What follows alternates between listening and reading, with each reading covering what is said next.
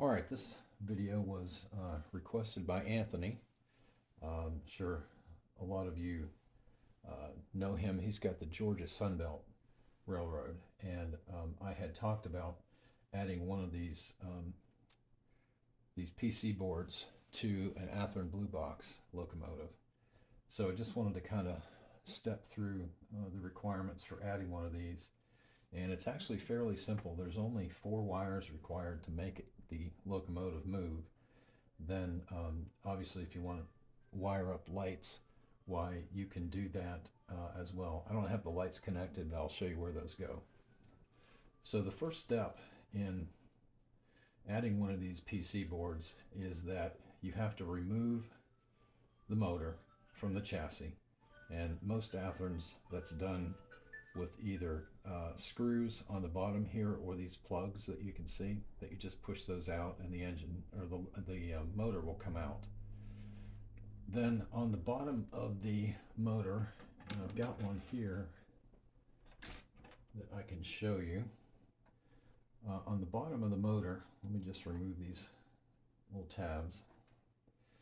There is a clip that has these tabs that make contact with the frame. So the first thing that you can do on a regular motor, and this is one that I've kind of been fooling with, but on a regular motor, the top piece of metal here does not have the tabs on. So you can just take this off and flip it over and put it on the bottom, and then flip this one over and put it on the top. And the reason for that is these little tabs are what contact the frame. So what I normally do, once I get done flipping those over, and one thing to be aware of, when you take this off, there are springs that hold the brushes in here, and so you have to take this off very slowly, otherwise the springs will fly out and you'll never find them. Don't ask me how I know that happens. But so that's the first thing, is flip the clips over. So the smooth one is on the bottom and the one with the tabs is on the top. I will normally put a piece of electrical tape on the frame right under where the motor would go. You can use electrical tape, you can use a double-sided tape, whatever, just so that there's no chance that this tab, that this metal piece will contact the frame.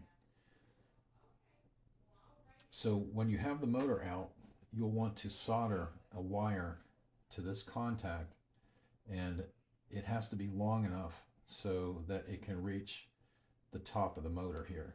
And this orange wire that you see here is the one that I've soldered onto this locomotive, and it connects to the back tab on the PC board. And when I call it the back tab, I orient the board in this manner. So it's got an 8-pin connector here, it's got a 9-pin connector here. I orient it so that the tabs are on the left side facing forward. So it would be the opposite side from the engineer, so the conductor side. So that orange wire gets soldered, and then I've got a jumper here that connects that orange wire to my PC board. The board itself, and I don't have any others, I'll try and show you this. It has 2 clips, or actually 1 clip here, and that clips over the upper contact. It clips over the top of this on the motor. So that's what is making the contact for here. All right, so the orange clip, orange wire gets connected to the back clip. Then the frame of the locomotive, and I've just soldered a wire from the headlight stanchion that's on the front of the locomotive here. So I've got a wire soldered there, and it goes to the left side of the PC board. Then I have another wire from the engineer's side pickup that is soldered here, and it connects to the right side tab. In the back, I also have another connection from the engineer's side to the same side as the one on the front. So if you're facing forward, both of these go on the right side or the engineer's side. So those 4 connections are only, that's all that's required to make the locomotive work. And I've tested this already and it's running fine. So again, you know, if you want to use an 8-pin decoder, you've got the connection here, and you know, 9-pin decoder slides in the slot. Something else you can do, if you can use one of these if you want to run DC instead of DCC.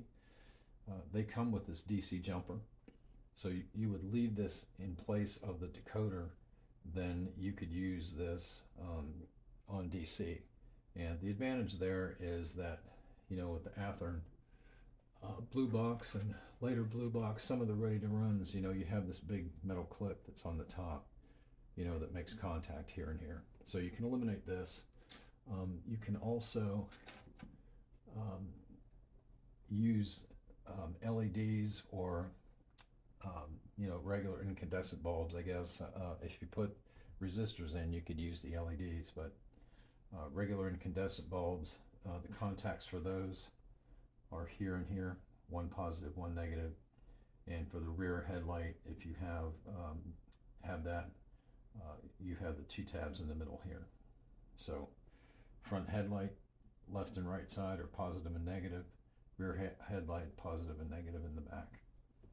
So I'm just kind of trying to get my lighting into the frame, and this is an F7.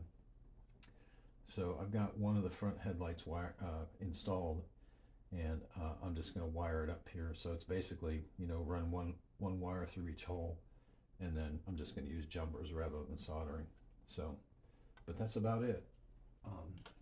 Just let me know if you have any questions down in the comments, and you know, I can run through this again, or I'll be happy to answer your questions in the comments. All right, talk to you soon.